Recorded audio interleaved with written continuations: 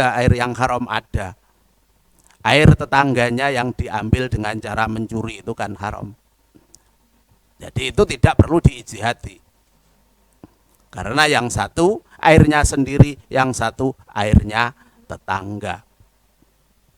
Kalau tidak halal tidak perlu diijtihadi. Tidak boleh dipakai semua. Karena ijtihad itu tujuannya agar kita bisa memakai salah satunya. Falaistabaha mongko lamun serupa apa maun banyu bimain kelawan banyu bimai wardin kelawan banyu mawar. Ini contoh.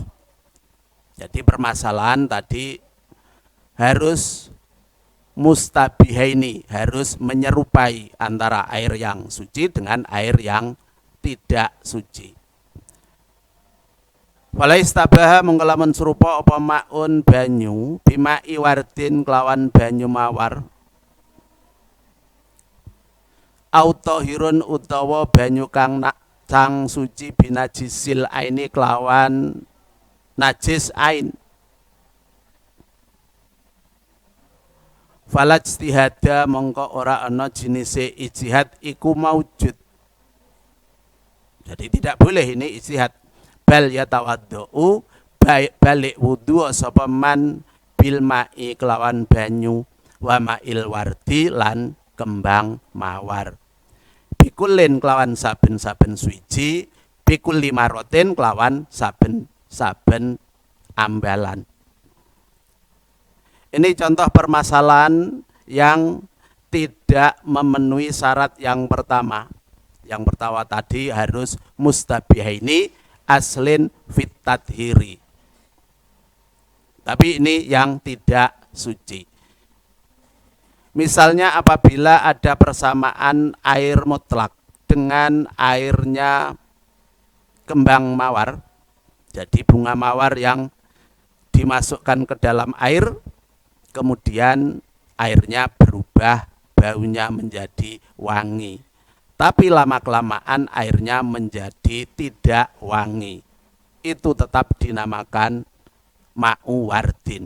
Dipakai wudu juga tidak boleh. Bagaimana cara membedakan? Jawabnya tidak dibedakan. Falajtihada. Karena tidak memiliki asal yang sama-sama bisa mensucikan.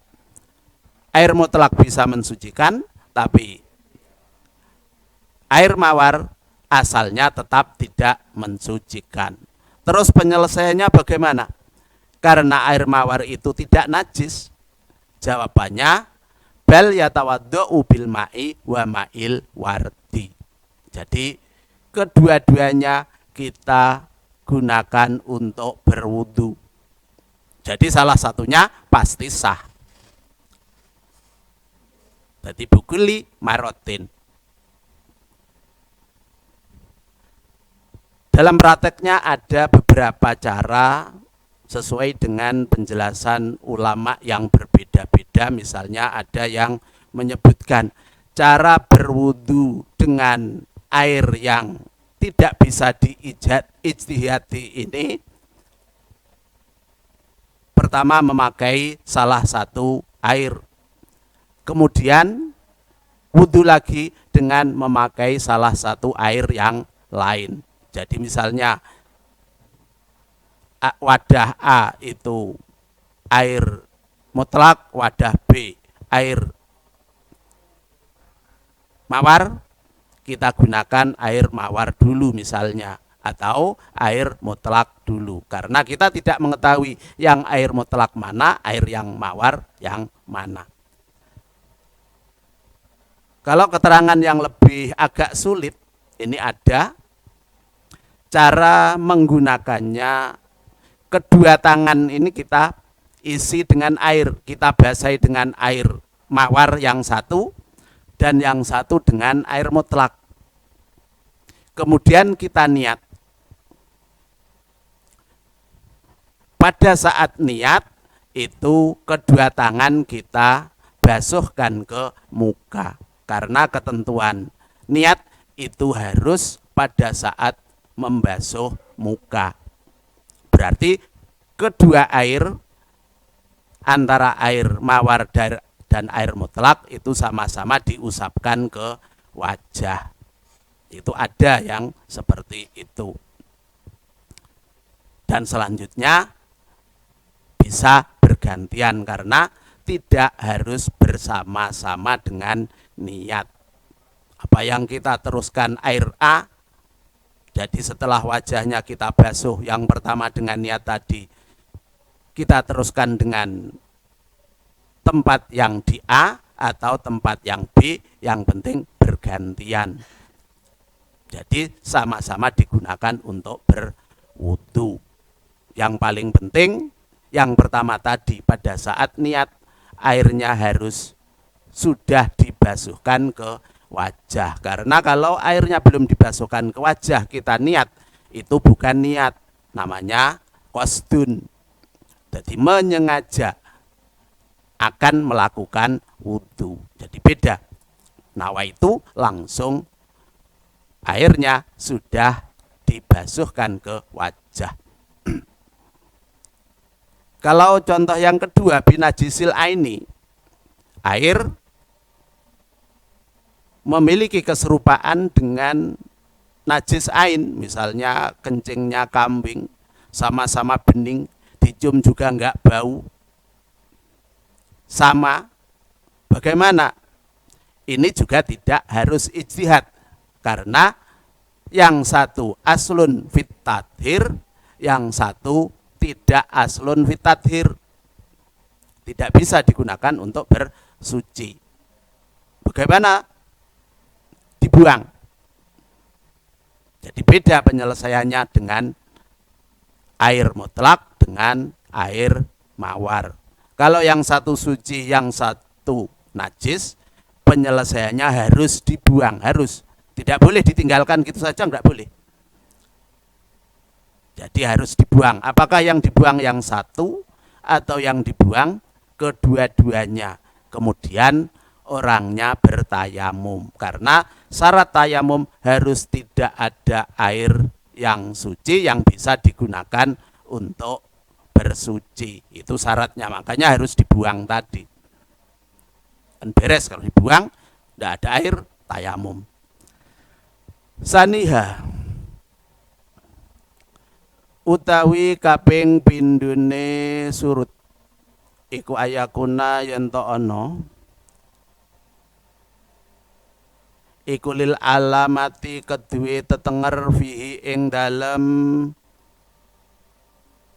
ijtihad apa majalun nggon manjing.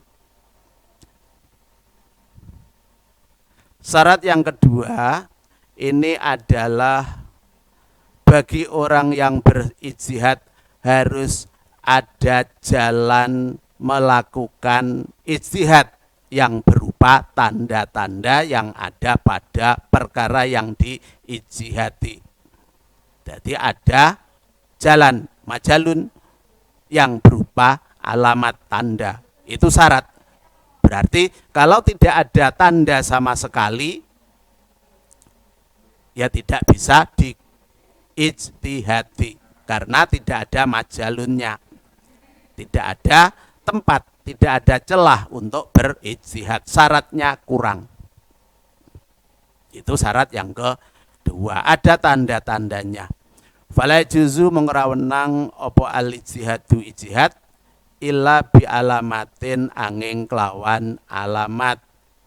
Maka kita tidak boleh berijtihad apabila tidak ada tanda-tanda yang bisa dijadikan bahan untuk berijtihad. Contohnya kata goyuri ahadil ina'aini, kaya dene owae salah sijine wadah luru.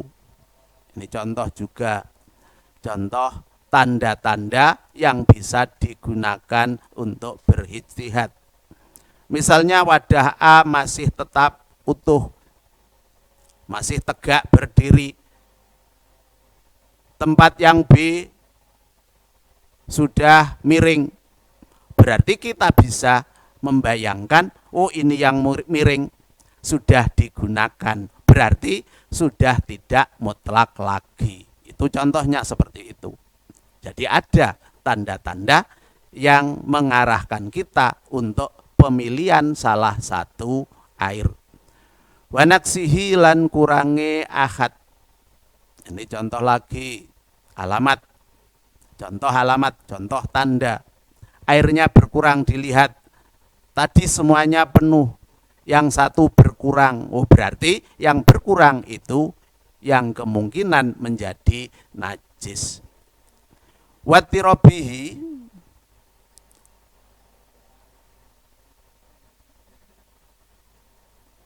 lan obae ahad. Contoh yang lain misalnya karena tempatnya sudah bergoyang atau airnya terlihat berombak, yang satu tenang, itu juga bisa digunakan untuk tanda ijtihad. Yang bergerak otomatis dianggap sudah dipakai, yang masih tenang dianggap yang belum dipakai. Wa qurbi nahwi kalbin lan parke sepadane asu. Contoh lain, misalnya di tempat yang A, di dekatnya ada anjing, di tempat B jauh. Oh, berarti yang dekat itu yang mungkin diminum oleh anjing. Itu contoh juga. Aurosasin utawa pletik minhu saking akad. Ini dilihat di tanahnya misalnya. Kalau tanahnya ada bekas-bekas cipratan air, kita bisa menduga airnya sudah digunakan. Buktinya di tanah ada percikan airnya. Sedangkan yang satunya karena sekitarnya masih kering, berarti belum digunakan. Begitu cara-cara mencari tanda-tanda agar kita bisa melakukan ijtihad. Lifadati golabati dhonni, krana oleh aweh faedah kuate penyono hina idin arikalane tagoyuri ahadin. Ini alasannya, karena dengan tanda yang kita dapatkan kita bisa memiliki dzon, memiliki dugaan yang kuat, mana yang masih suci, mana yang sudah tidak suci. Sementara kembali ke awal, kalau kita akan bersuci harus memiliki keyakinan yang kuat air yang kita gunakan, air yang masih suci. Bikhlafima idalam yakun, bedani kelawan masalah ari kalane ora ana iku fihi ing dalam ijtihad apa majalun nggon manjing. Berbeda dengan masalah apabila kita tidak menemui jalan untuk berijtihad, artinya tidak ada tanda-tandanya. Walaupun itu terjadi persamaan, kita tidak boleh berijtihad karena tidak ada tanda-tanda yang bisa kita harapkan untuk meyakinkan dugaan. Kamalih talatot, ini masalah contoh. Kamalih talatot kaya masalah lamun campur sapa mahromuhu wadon mahrome man binis watin kelawan piro-piro wong wadon. Tapi ini sangat jarang terjadi. Misalnya kita punya mahrom, bukan muhrim, jadi beda. Kalau mahrom itu saudara yang tidak boleh kita nikahi, kalau muhrim orang yang melakukan ikhram. Jadi kalau kita punya mahrom itu bercampur dengan perempuan-perempuan yang lain, banyak misalnya. Sementara kita tidak bisa membedakan mana mahram dan mana orang lain karena terpisah sejak kecil. Misalnya di panti, kita kehilangan adik perempuan yang ada di panti, misalnya seperti itu. Anaknya banyak, untuk membedakan mana saudara dan mana yang bukan, itu tidak bisa. Ini benar dihukumi ada persamaan, tapi tidak memiliki jalan untuk memilih antara satu dengan yang lain. Maka dihukumi kalau yang seperti ini, kalau kita ingin menikahi salah satunya, ambil saja salah satunya. Walaupun kebetulan itu tadi adiknya sendiri, boleh. Jadi tidak harus semua ditinggalkan, tidak, tapi boleh mengambil salah satunya.